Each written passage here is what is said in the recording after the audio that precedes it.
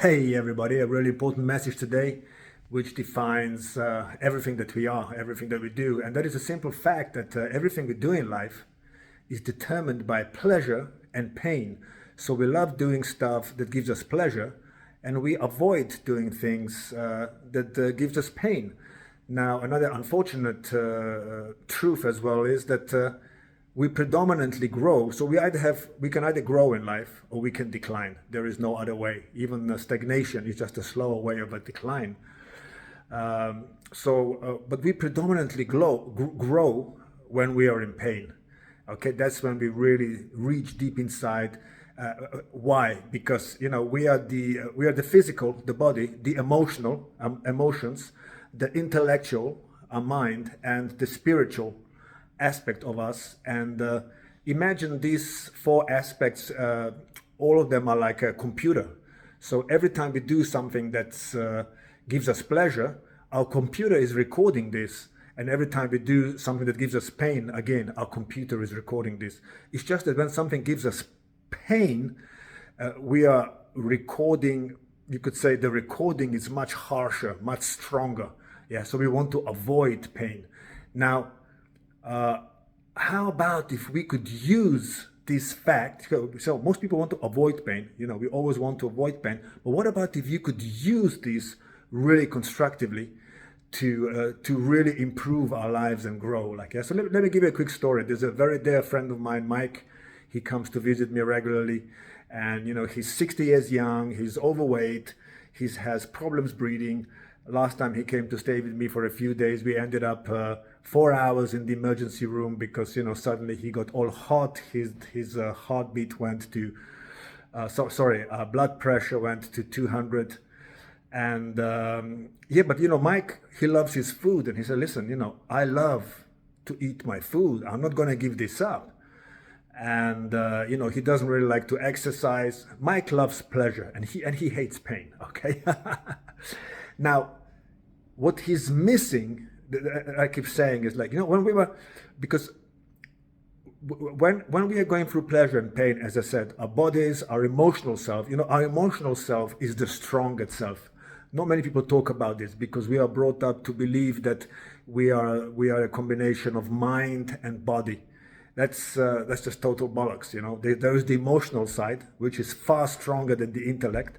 Just look at somebody who are madly in love, or doing stupid things why did somebody shoot someone? Because he's stupid or because he's emotionally involved, And then there's the spiritual self, which just has incredible depth, but we won't go into that right now.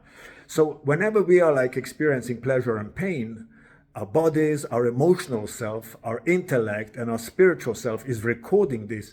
Now, what Mike should have done and could have done is when we were sitting in the hospital for 4 hours, what he was doing is, okay, let's just get over and let's get back to pleasure. Yeah.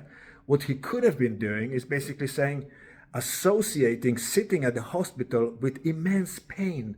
Wow, I really don't want to be doing this, And the opposite, when you're in pleasure, you associate something with pleasure. So Mike hates to exercise, but me, when I'm exercising, the reason I have so much discipline is because I'm associating such immense pleasure. This morning I was walking up towards the castle and I was like, whoa, I'm enjoying my body. I'm enjoying this trip.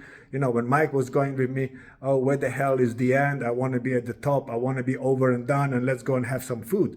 No, when you go to the gym, be excited about it.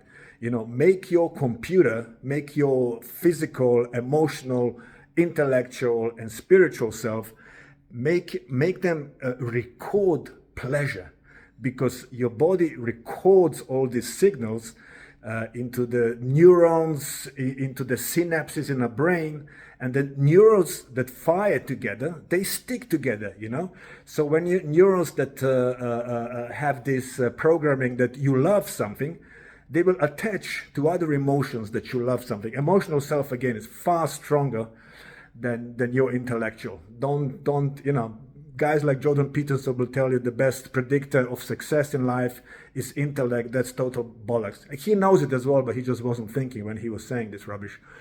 So emotional self is a much better predictor of long-term success than your intellect, okay? Obviously, it doesn't work like that with everybody, but most of us are far more ruled by emotions than we are by the intellect. So just remember, use every opportunity. You know, when I'm having a shitty day for no particular reason, I have systems ready in place. You know, I think of all the people in Africa. I think of all the people in the wheelchair, and I'm like, wow, those people really have a problem. I don't have any problems. Why the hell am I feeling bad? I should be grateful. Immediately I'm switching. You just have to remind yourself, immediately I switch to gratefulness and feeling good and associating pleasure with what could have been a silly day. Like people say, oh, it's raining, what a terrible day. I'm going, wow, we have water falling down from the sky. Amazing. Associate pleasure. You know, I was sitting in hospital with Mike. I'm associating pain with that. Mike wasn't associating pain with that. He was just, let's just get out of here. I was associating pain. Use every opportunity. Know who you are, that you are always filling up your body with programming. Like, you know, I like this, or I hate this, I don't like this. So if you want to get, basically, to finish up, if you want to change your identity, you need to reprogram yourself. So if you don't like doing something, let's say you don't like going to the gym, don't go to the gym. Oh, I have to go. No, stop immediately.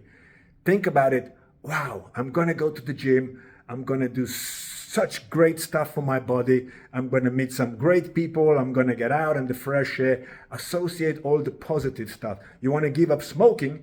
Again, you can associate all the positive stuff, but associate all the negative stuff as well. Wow, if I'm going to be smoking, you know, I can get cancer. You know, I'm smelling all the time. I get on people's nerves and blah, blah, blah. It's called neuro-linguistic programming, okay? You are using words. Okay, neuro-linguistic is just for words, but then you have emotional, as I said, which is much stronger. Really attach emotion, strong emotion of pleasure to everything you want to do, and attach strong emotion of pain to everything you want to stop doing. Okay, it's that simple. Okay, people, have a great Sunday. Big hug.